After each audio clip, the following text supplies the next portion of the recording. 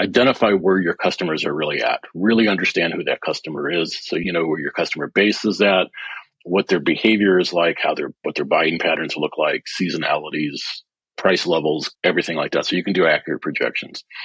I've been at places where it was like, just throw everything against the wall, whatever sticks, we're going to grab what we can. And that's it. And so when you take that approach, it's very difficult to come up with a cohesive message. It's very difficult to kind of really focus and grow because you're just trying to appeal to shiny objects all over the place.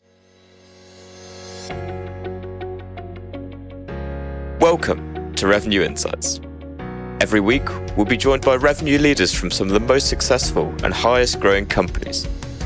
Together, we explore how they built their revenue teams, the journeys that they've been on, and the lessons they have learned along the way.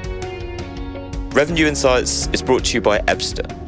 We're a revenue intelligence platform designed to help revenue teams to build more pipeline, close more deals, and retain more customers.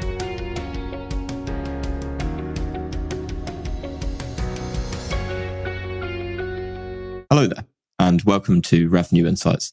Today, my guest is Steve Hartert. He's the Chief Marketing Officer of Jotform and has led best-in-class brands to growing market share across tech, B2B and B2C for over the last 30 years.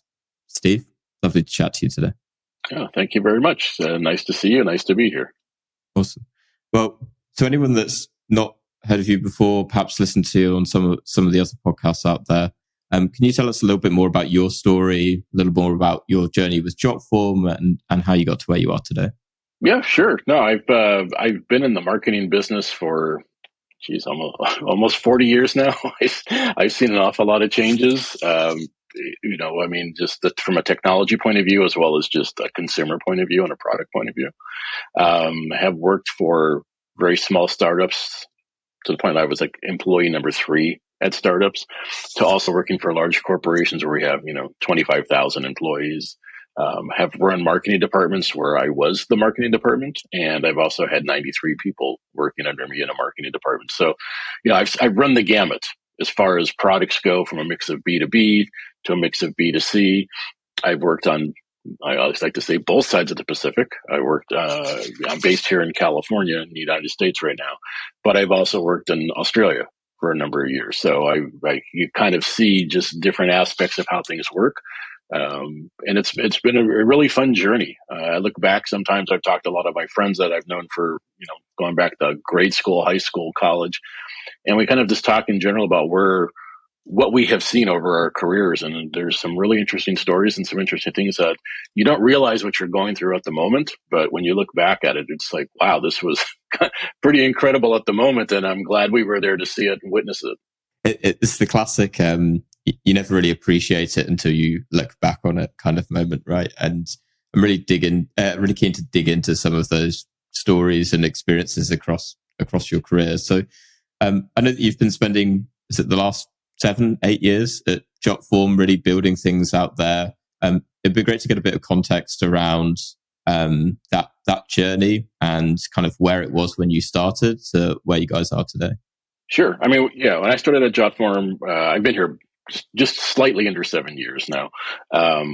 And when I came here, they had never really had a formal marketing process. And part of the reason they wanted to bring me on board was to actually kind of put together a full marketing strategy to execute against and really to grow the company. The company has been bootstrapped since day one. We've never taken $1 of venture capital money or any kind of investment. So it's just whatever we can make in sales is what we work with. So we're kind of unique in that situation because you don't have the pressure of a venture capitalist investor coming at you saying, grow, grow, grow, grow, grow. We can grow at the pace we decide we want to grow at, which is kind of unique and actually kind of quite refreshing from a marketing point of view. But anyway, back to the original question. I mean, when I came on board here, the goal was to put together a full-blown marketing strategy, and that's what I did.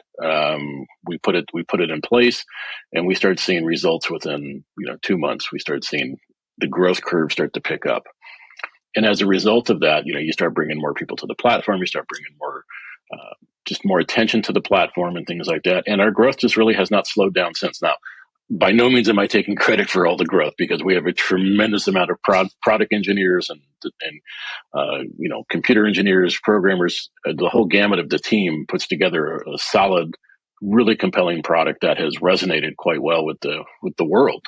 And they really get all the props. They make the marketing job very easy when you have a product as solid as what we've got. And so, since that time, we have grown. I think when I came on board, I think we were around, I want to say about 3.5 million, maybe 4 million users. And now we're rapidly approaching 20 million. And it just keeps growing and growing and growing. We just don't see an end to our growth curve. It just, when we try to do projections, we just blow through them.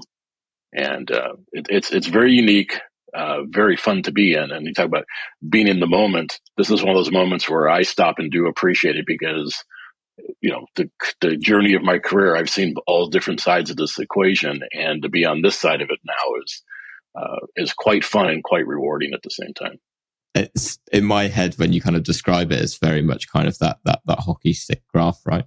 And very much so. In terms of improvement, and really keen to dig into that.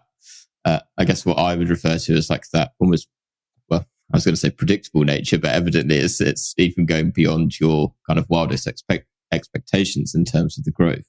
So you touched on a bit around the actual product itself and giving a lot of testament there. So what have been some of the learnings that perhaps you've taken in the past when maybe you've had a good product that you took into Jotform that was really vital actually to be able to get to that stage and be able to build on that product that you had available to you?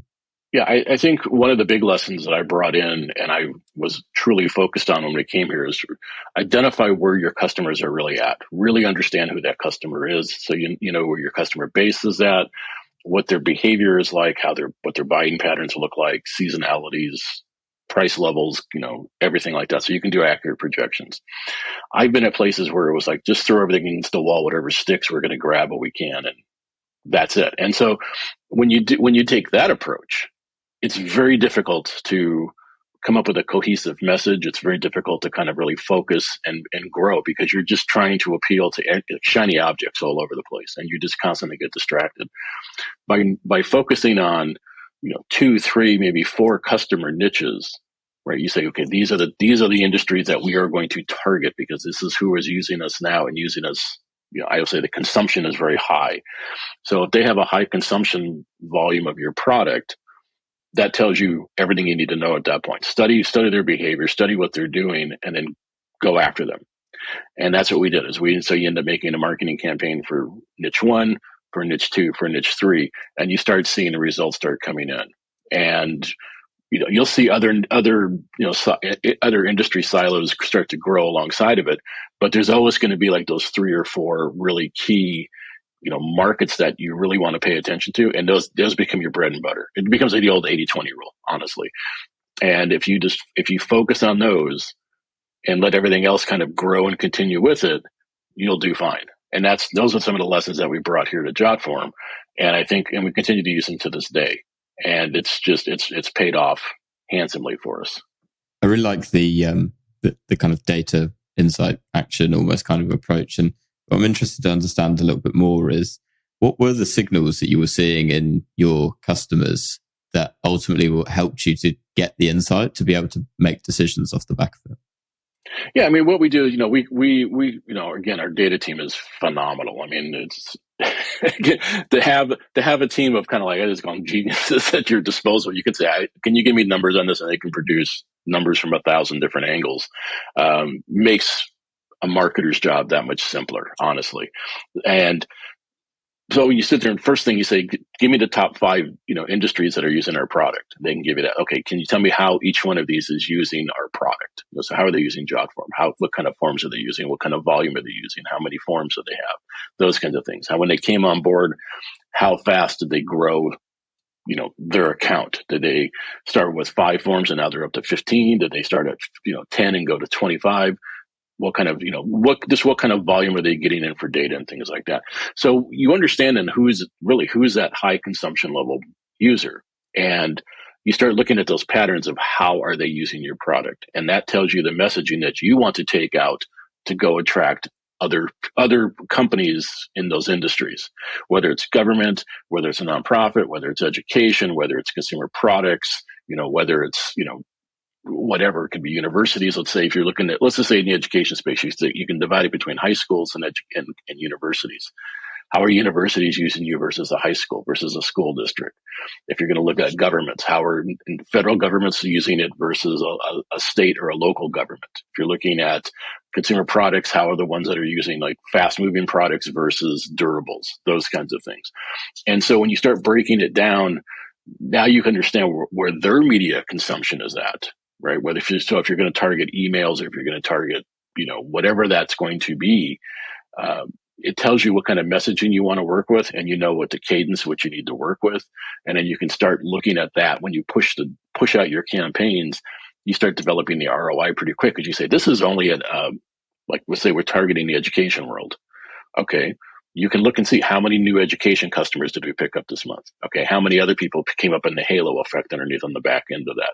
Great. Now you can calculate your ROI pretty straightforward, because now you also understand what that length of stay somebody's going to have for you, right? What's that average volume age of a customer going to be? If it's 1 year, 3 years, 5 years, 10 years, you can then calculate and say, well, it cost us $1 to get that customer, but they're going to generate $25 for us on the other side. Those are the things that you need to look at from a marketing perspective, so you know exactly where to spend those dollars effectively. I love that. And what would be great to get a bit more kind of context around is, once you've got that data, and you mentioned about bringing that into the messaging that you're using, how far do you go in terms of bringing that consistency across your go-to-market function? So from marketing through to sales, once they become a lead, an opportunity, and even right the way through into customer success then on the other side? Yeah, what you do is, for us, the messaging kind of just percolates through everything. So obviously it becomes if you're doing emails, it sits on your website, it sits on any kind of collateral that your sales team is going to be sending out. It becomes that key piece of everything. It doesn't exist just over here in an email campaign. It's got to exist across all of your different platforms, all of your messaging platform. Again, whether it's a website, whether it's going to be in, sales collateral, whether it's PDFs or it's videos on YouTube or whatever it would be. Those messages have to be consistent. So otherwise you just confuse the hell out of your customer base because they don't know what you stand for. And so, for example, then once you get to your customer success team, they also understand these are some of the most commonly asked questions you're going to get from the education world, right? It could be privacy. It could be security. It could be, cost, ease of use, those kinds of things. And so you can kind of develop, say, an FAQ for that customer success team. When those questions start coming in, they have answers that are accurate, for one thing, and two, are easy for them to find, and then also easy for the customer to understand, right? Whether it's, we have HIPAA compliance, we have SOC 2 compliance, we offer, encryption. What do they need to have, and what words do they need to hear it in? That education customer base, what do they need to hear it in? What is important to them, and then you give them that information in the language in which they speak. I want to take us down the route of, you touched on it earlier about having a great product and that really being the foundation for success. Knowing what you know now after 7 years at Jotform, what would you say are the 3 kind of key lessons that you've learned along that journey from actually managing a hypergrowth team? What are the 3 kind of essential foundations that go into that? I think part of it is never rest on your laurels. Don't get too comfortable with success, because the competition is always going to be nipping at your heels, or the competitor might be slightly ahead of you or far ahead of you. It's don't get complacent. A lot of companies get to a point and go, we made it, we hit a goal, we can take it easy. No, that's the time you got to keep your foot on the gas and keep going forward. That's the key thing. The other one is, keep innovating. Your product can always evolve, can always get better. So you need to listen to your customers, find out what they want, how they use your product. So we have a team that just does that. They talk to our customer base and ask, what do you like? What do you don't like? And, walk them through how they're using it. So we understand how customers are actually consuming the product, which is a big help for us, because it helps us not only design new features, and new functionality in the product, but it also helps us design better interfaces for those products. And that's, again, one of the key things for it. And the other part is just making sure that your product is there when people need it. You don't want to have a lot of barriers in front of yourself when things happen. If people want to buy your product, you don't want to, you got to make a phone call. We got to get a bunch of emails. We got to get a bunch of information from you. If you start making it difficult, people are just going to go somewhere else. Right?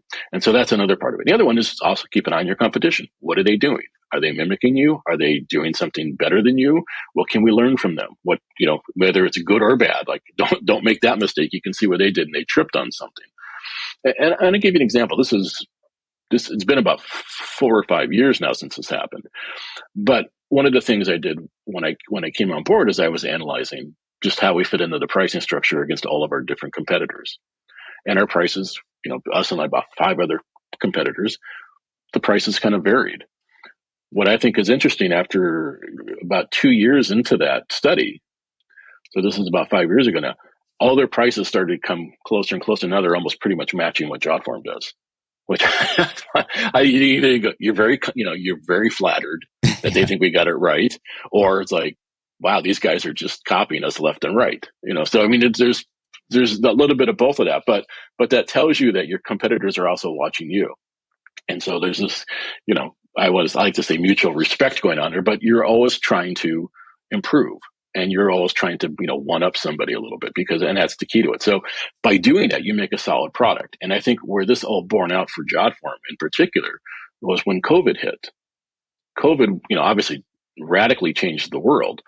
And when people suddenly became, the face-to-face interaction of fill out this form, do this, changed overnight. Businesses around the world were thrown into, they were just thrown into a loop. They were, well, what do we do? How do we, how do I save my business? I mean, I need to collect data. We're used to doing it. We had, they went on the online and said, I need an online registration form. I need an online permission slip form. I need a form that can do this. Well, Jotform had the product because our product had been built, continues to be built, had the features they wanted, and was easy to use. And they went, great. This will help solve the problem I'm having right now with my business. As a result, when COVID hit, our business more than doubled in 1 year. And that's phenomenal. And again, it has not slowed down because people are seeing it and going, I didn't know this existed. And 2, I didn't know it could do this. And now that they know what it can do, they find more uses for it inside of their own businesses. And that's really been the key to the whole thing. So businesses have now found this incredible tool that helps them become much more effective. And so there's this whole thing about, I say being in the right place at the right time with the right product at the right price, typical marketing, right? The 4 Ps was illustrated perfectly at that moment. And, again, COVID was horrible for the world. And I do not want to, in any way, shape, or form, bring that, try to put any positive spin on that. But it changed how Jotform behaves and how Jotform acts as a company in a very positive way, because again, we had this compelling product that people then suddenly went, wow, I can use this, and they could save their own businesses as a result going down that line. Now, if you could go back in time 7-8 years ago, you didn't even know COVID was ever going to be a thing. What would you do differently? Honestly, I don't think there's anything we would do much different. I mean, there's things you go, yeah, I wish we had done this faster. But I think that's part of the journey. Is you have to learn and understand. You have to, sometimes you have to stumble. You have to fail to succeed. And I'm not saying we failed, but you look at things and go, if we had done this faster or earlier in the process, would it have improved it? That's an argument you can have, and those become philosophical discussions. But sometimes the technology is not there. Sometimes the what you need to have is not there. The customer base isn't ready for it yet. So there's things in there that you go, I wish we'd had this back then, but would it have been as good as you have it now? Probably not, because sometimes the technology is not there. Sometimes the need for it on a customer basis is not there yet. So, I've been at companies where they keep saying, oh, we can improve this. Let's add this. They never ship the product. They just keep polishing this thing. And it's like, guys, sooner or later, you got to get version 1 out the door, because then we can worry about version 2.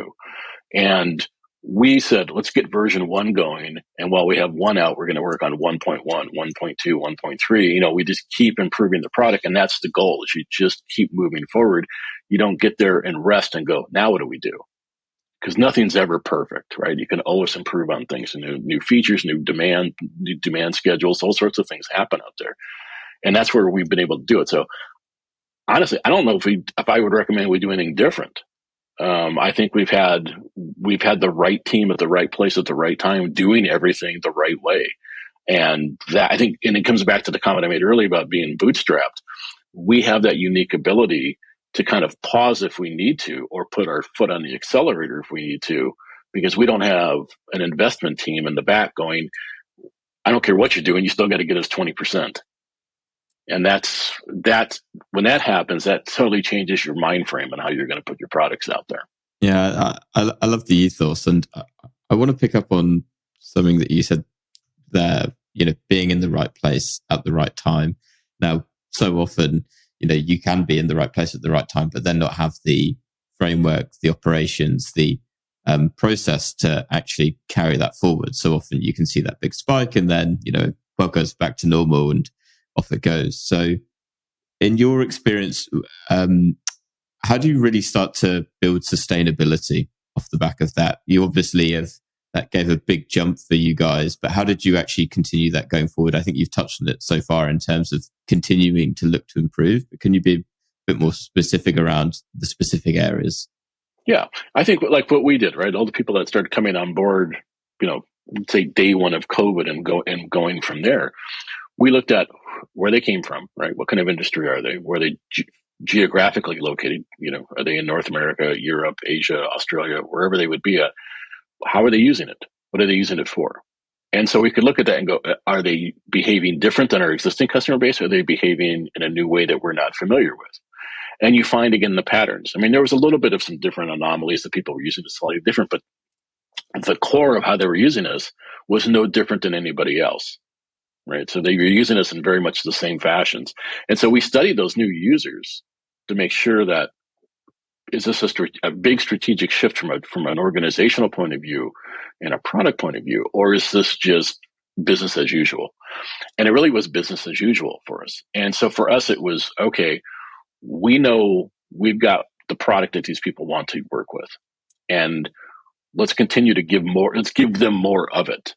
And so we would start asking, what additional features would you like? What additional integrations would you like to see? Those kinds of things.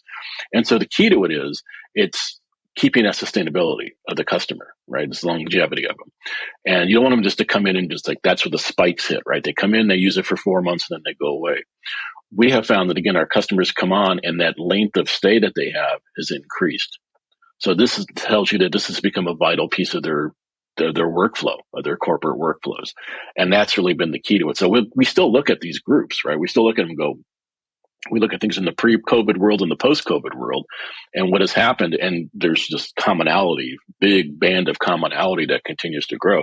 So we look at this and say, what it really did for us is it pulled demand forward. We would have been there anyway in 5 years, but COVID pulled it all forward in about 6 months. But again, by having a product that was scalable and having, the right team that knew how to grow it, put, the infrastructure underneath it, servers and things like that, we could respond to the growth without having the product collapse under the weight of all that growth. And again, that speaks to the engineering team that developed a product that was flexible enough that could, kind of just grow back and forth as necessary when the growth hit, but then also, continue to grow effectively at that same level when that hyper growth hit. And that's tough. That's a tough balancing act. But I really think our team just flying colors on this thing across the board. They just really made it work. I actually really like certainly the simplicity in many ways, where that you've got a good product, you've got people using it, and by the sounds of it, and forgive me because I'm probably oversimplifying it, but it's looking into the data and looking into the signals from what people are doing with your product to actually then inform the rest of your strategy then at that point. So how do you actually from your perspective start to align your marketing team together with sales on the other side? We've touched on a lot of the data that you use, but in your experience, how are you bringing those teams together? Yeah, I mean, there's two different flavors of Jotform, for example. We have what we call our Jotform Classic, which is like a single user product, right? So you might be a mom and pop bakery, you might be, let's say you're a small business, something like that. You might be an accounting firm. You just want to use it to collect new registrations, people interested in maybe using you for tax season or something. But then we also have our enterprise product, which is for multi-users. So you might have a large corporation and the marketing department needs forms. The operations department needs forms, accounting needs forms, things like that, right? So you could have that under one umbrella rather than having 50 individual people using the product. You could have one person managing it all, and then the people kind of underneath it. So the people on our enterprise product are the ones that actually, we have a sales division covering, helping those out, because it's a much more complicated sales process. Our Jotform standard, Jotform Classic, is really self-serve, right? They come in, they can sign up. It's a freemium product, right? So they can come in, and as the consumption grows, they move up through our paid tiers. On the enterprise side of things, it's a much more involved process. We have people that ask us to fill out security questionnaires. They want to really kind of vet the product from a safety issue, right? They want to make sure the data is not going to leak, that it meets all their security requirements, whether it's SOC 2, HIPAA, those kinds of things. And then they also want to make sure, does it fill in with their workflow? Because you don't want to bring something in that's just going to, just destroy what you've kind of built up over there. So it's a much more deliberate kind of a process. So from a marketing point of view on the enterprise side, I use our sales team as I call it live fire marketing research, because they can come in and say, customers are asking for this, customers are mentioning that. And that tells you what kinds of materials you want to provide, whether it's, again, a white paper, whether it's a case study, whether it's, a one sheet, web pages, those kinds of things. So you can have the ability then to arm your sales team with the information that customers are asking for, right? They say, well, tell us about your encryption levels. Tell us about your security requirements. What kind of server environment is this stuff hosted in? Those kinds of things.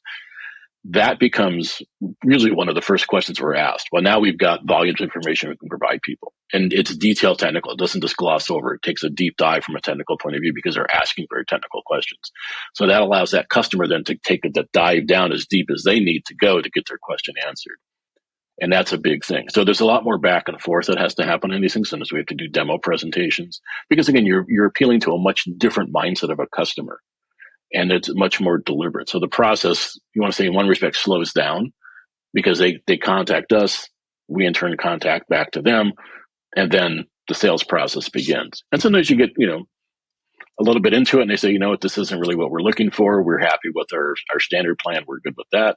Fine. We're happy with that. As long as you're still in the Jotform umbrella, the Jotform family of products, great. When you need us, we're here to move up to the enterprise level. And then sometimes they come back 6 months later, they say, yep, we're ready to go, and we're off to the races with them. Others just come in and they look at it and go, this is exactly what we need. How do we sign up? Let's get going. We sign them in a contract. They sign on. We get them all set up. We get their server set up, and they're off and going. And then we have dedicated support teams for them that they have questions or need assistance or anything like that. They're there to help. So there's a pre-sale and a post-sale that happens. And that post-sale sometimes is far more important than the pre-sale, because there's that ongoing relationship you're building, and they want to have that, confidence that your product's going to work for them. And if they're having issues with it, they want to have the confidence that you can help them out. And that's become a big thing. And again, those same bits of information are available to the post-sale support team, right? Tell us, my encryption's not working. Oh, you don't have, this is what you need to work with. Or it has to work this way. You can't, you've got to go to the right. It can't go to the left, kind of a simplicity on those things. So there's that kind of stuff that happens. But by talking to your sales team, you understand what the customer needs and wants are. You hear the words that they're using, the phraseology that they're using, and then you can take that back and put that into your marketing message. And that becomes a key piece, because now you're speaking their language, and that's what they want to hear. They want, if they're speaking to you from a pure security point of view, you don't really start talking to them about, oh, it can do this and it can do this. You want to start talking security, because that's what they want to know about. And if they feel comfortable with that, then they'll ask you additional questions, but we have those answers also for them at the same time.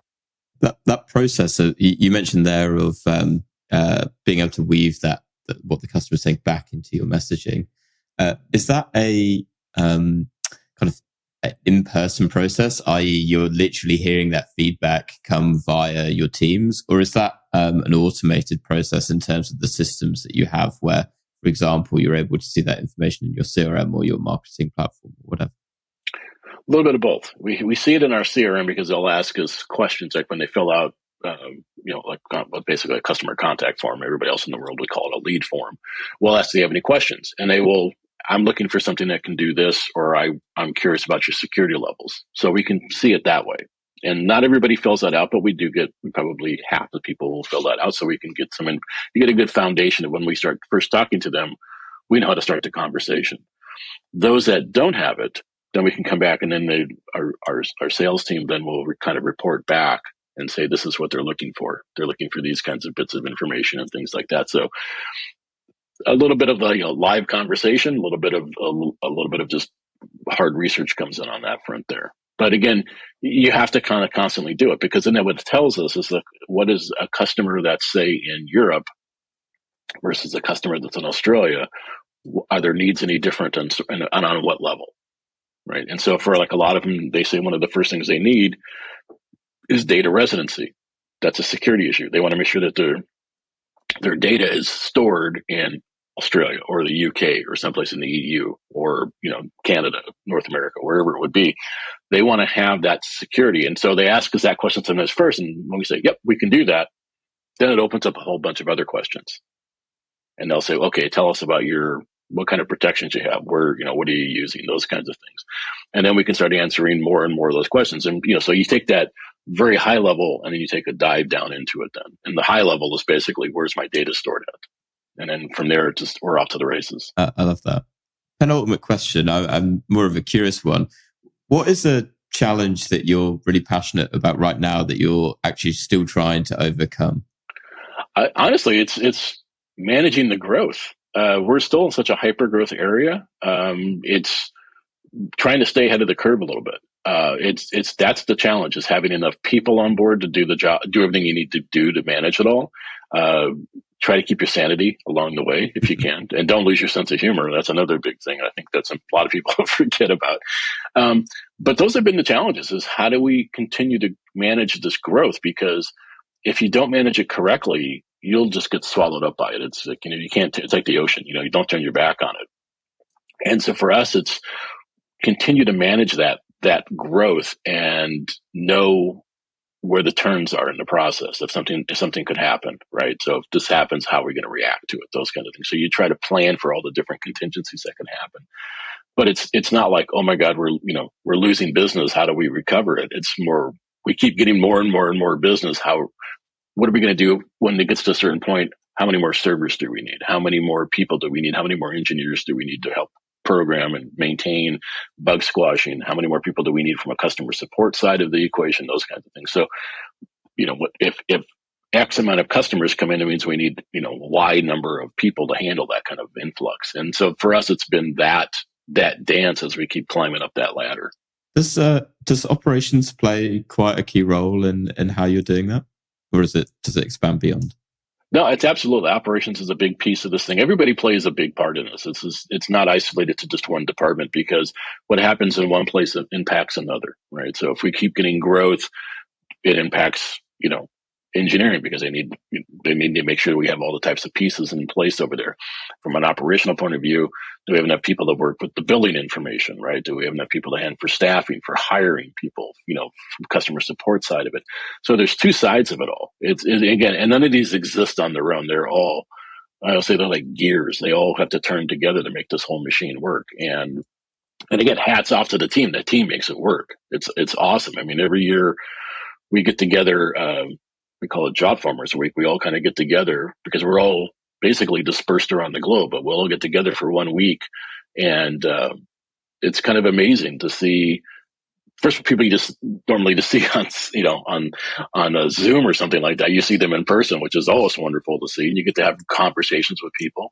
But then you also can just meet other people at departments that you just would not come across. Like, I can go talk to an engineer and say, hey, I'm Steve over on the marketing side and the enterprise side. Great to meet you. I've seen your name. You guys are doing good things. Or just people you just have email exchanges with, and you've never seen the face. So it's great to have those conversations and kind of build bridges to talk to people and establish those kind of professional relationships, which is great. And they end up becoming friendships, which is like the icing on the cake for it.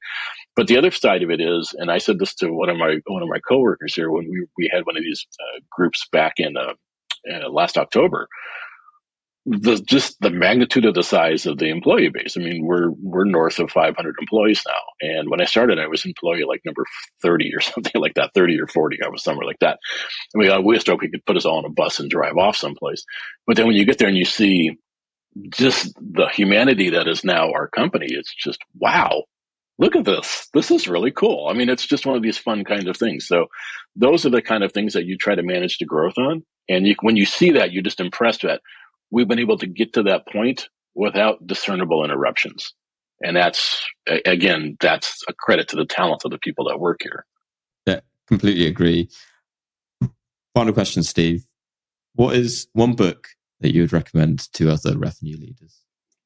You know, I come back to this book a lot. It's one of these books that has stuck with me. It's probably, I don't know how many years old it is, but it's Walter Isaacson's biography of Steve Jobs.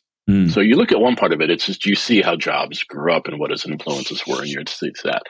But there's parts of it where he's talking about the growth of Apple, the growth of Next, Pixar, when he returned to Apple, what they did, especially the return to Apple. There's two pieces in there that are really important, I think, for me, is what the Pixar management and the return to Apple, how they grew things. There's a lot of great business lessons to be learned there from product development. And it's fascinating to read it because you see where focus becomes the main driver. And those are the pieces that a lot of companies fall flat on. And this comes back to the shiny objects that people get distracted by. By keeping things focused on key parts of your business, that's where you can succeed. The minute you start getting distracted by something that is trendy, or just, hey, somebody's got an idea, but they have a big mouth about the idea, and then everybody thinks we got to, Bill is the guy that was, we got to listen to Bill, whatever is, whoever it would be. Those things happen. And there's a story in there that he talks about. And I have a friend of mine that happened to be in the room when this happened. They took a whole bunch. When Jobs came back, they went down to a little city south of San Francisco called Monterey. They went down there and they had a retreat with a bunch of product managers and some executives and things like that, about 100 people or so. And Jobs got out a whiteboard. And he said, okay, what do we need to do this year? What do you guys think we need to do? And they had like hundreds of items on there, probably about 200 things. He said, people said, we should do this, do this, do this. And Jobs said, okay, pick 4 of them because that's all we can do. And so you start looking at it and go, well, we don't have to do these. These are nice to haves, but not gotta haves. And then you probably get rid of 3/4 of the list at that point. Now you start making some tough decisions. Do we really need this? Which ones are going to bring us the most revenue? Where are we going to focus the company on? And they start just keep cutting them out. And you get, there's discussion going back and forth. There's debate going back and forth. But pretty soon the focus comes into what is going to be the core of this business. What are going to be our 4 main, pieces that we're going to drive this company back. And you got to remember, this is back when Apple was on its deathbed. At one point, Apple was 6 weeks away from going out of business. And then, they are where they are now. But, this friend of mine, and he wasn't breaking any confidences, told me, this is what was going on in that room. And he says, but it was fascinating because then people got on board with the message. People got on board with the process. They understood what the mission was then. And it was very, very clear of what that mission was going to be. And so it wasn't like an edict that was passed down from on high. This was a team that worked together to focus on what those 4 things were going to be.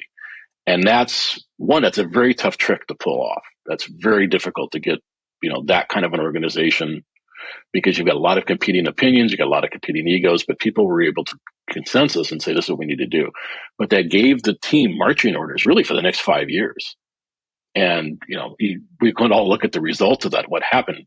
They became focused, they became charged, and they went ahead and did things. And I took a little bit of that. And again, I'm not taking any credit, like 1/10 of 100% maybe. And when I came to Jotform, I was like, let's find those 4 core markets that we have, or our 5 core markets, and let's go charge at those. And that again, it's focused. That's really what it comes back down to, is focus. And so that this Jobs bio talks a lot about focus. Whether it was at Pixar, the thing would do, I always chuckled because they would say, well, we want to do this in a movie. What should we do? He goes, let's make it great. Well, that's a pretty tall order, right? People looking for better information. Give me some guidance. Let's make it great. But that also opens up your imagination of what you can do then, because now you, as a creative type, you think about different environments of how to do things, right? And so that's kind of where those pieces, I think those are big lessons to learn that a lot of companies just don't have it, because they're looking, how do we get, I don't have to make the customers happy. I got to make my investors happy. I got to make my shareholders happy. That's who they think their customer is. But trust me, if you can make your customers that are buying your product happy, the VCs and everybody else will be happy. They'll be happier, actually, because they'll see more money coming in. That is a wonderful way to wrap up this conversation. Steve, it's been great to have you on. I would like to know if are you active on socials? Are you on LinkedIn? If you are, where can our audience find you? Best place to find me is on LinkedIn. I mean, I'm on other socials, but I just don't have the time to play around another social. But I'm on LinkedIn. By all means, people can send me friend requests or LinkedIn requests. I don't know what we call them on LinkedIn anymore. Be more than happy to answer questions people have or anything like that. Love the interaction with people. I love seeing what other people are doing. I read a ton of content on LinkedIn at night. It's kind of what helps me unwind at the end of the day during my commute and whatnot, because there's a lot of really good things that people are doing out there, and it's an awesome working learning opportunity from all that. Fantastic. We'll put a link down to your LinkedIn down in the show notes so everyone can find you. Steve, thank you so much. It's been an absolute pleasure chatting to you today, and to everyone that's listened to this episode, thanks so much. We'll see you next week. Okay. Thank you very much. Thanks for listening to Revenue Insights. If you want to learn more, subscribe to our newsletter and we'll deliver every episode straight to your inbox. If you have any questions, feel free to connect with us on LinkedIn. Our links will be in the episode notes. See you next week.